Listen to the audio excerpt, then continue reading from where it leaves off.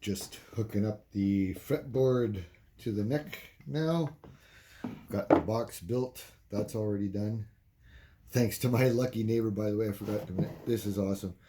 My neighbor was cleaning his garage. He threw out 4 liters of carpentry glue. I'll take that. Thank you. You don't need that? You sure? Okay, well, it's going to my shop. Guaranteed. All right.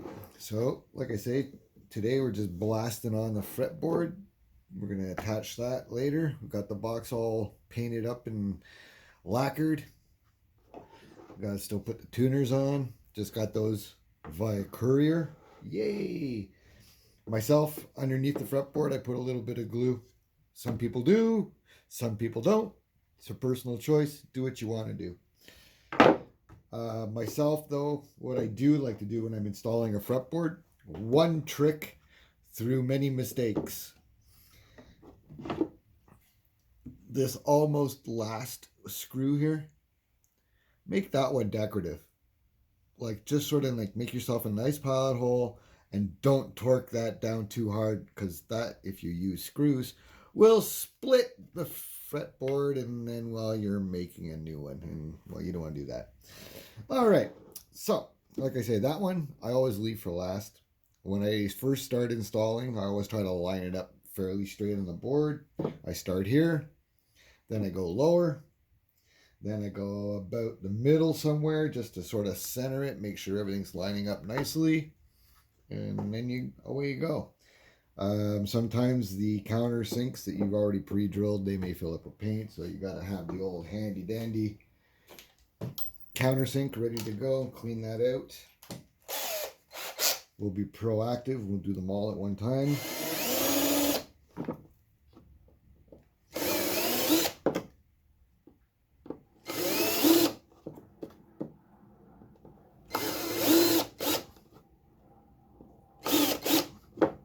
There we go. Nice and even. Beautiful. There we go. All those are nicely countersunk. Another thing, I do not use a screw gun to put my fretboards on. Another chance to break them. Use a screwdriver. Feel the tension with your hand. You hear it? Stop.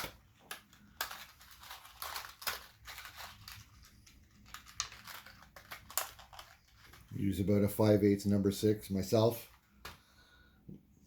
as long as it looks somewhat decorative. Some people paint them in. I just leave the screws in. Gives it that I built it look.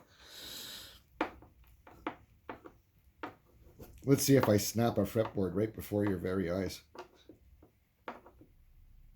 That'd be funny. That'd be more realistic, because stuff happens in the shop, as they say.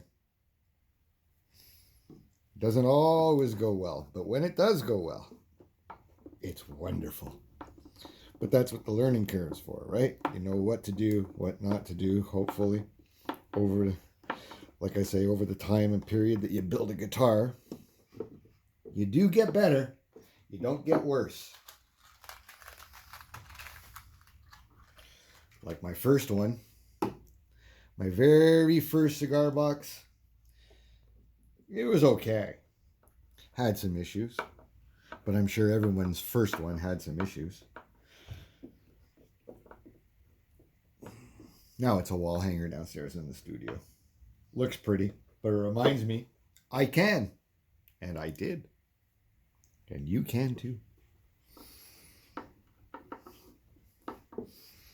Hopefully I'll get this all mounted up and give you a quick demo of what it's going to look like when she's all mounted up.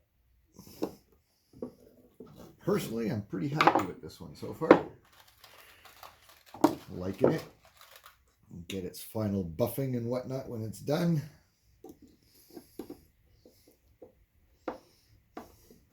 And there's a good question. You can leave it in the comments. Do you glue your fretboards down or just screw them? How do you adhere or connect your fretboard? I wonder. Give me some answers down there. I'm curious. Create info for other people that may come and look. I say, hopefully we're creating an info site or an info page and people see what we do and don't do. Hopefully we do actually make a few mistakes and you can go, oh, don't do that, what that guy did. Makes it more realistic. I think so anyway. There we go. Now this decorative one I spoke of, like I said, I'm just going to put it in there just so it's a nice fret marker. But because it's at the end of the fretboard, this one and this one can be game over for your fretboard. And you don't want that. For those of you who do make your fretboards, you understand the time put in for one of those.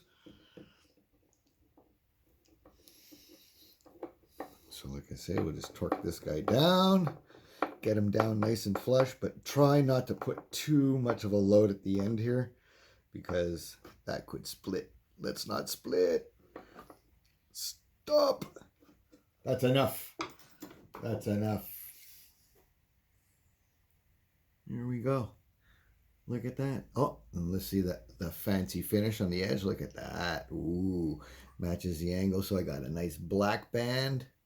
I got black wood. And everybody's input for the color in this thing was beautiful. Look at that. I even put, like, see, now you can see what I'm up to. Now that nut's going to be black. It's going to go in there. It's going to be beautiful. That guy goes on there. Let's mount it up just for fun. This I find like the exciting part. You know what I mean? I love this.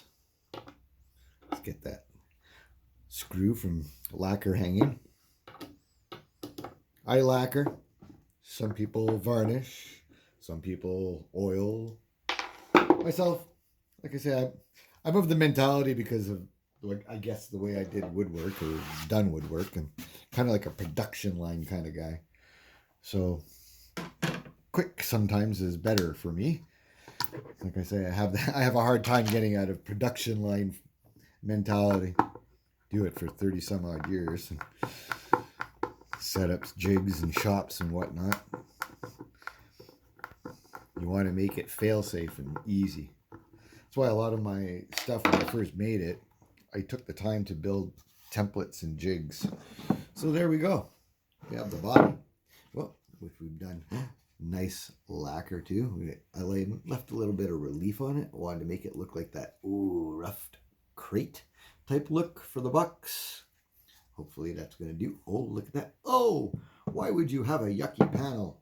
Oh, that's where my access for the front of the guitar is going to be, but that's where my pickups are going to be. And ugh, yucky, ugly plywood back there. Can't have that, can we? So what we'll do is we'll put in the little inset.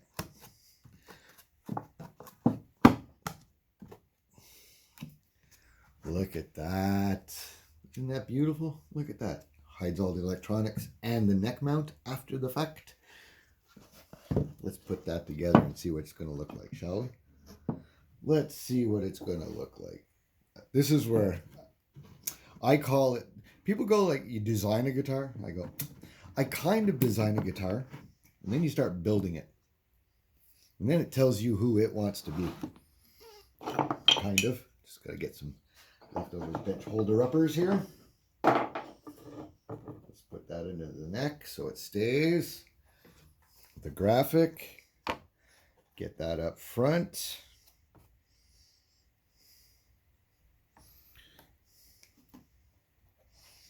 Square that sucker up.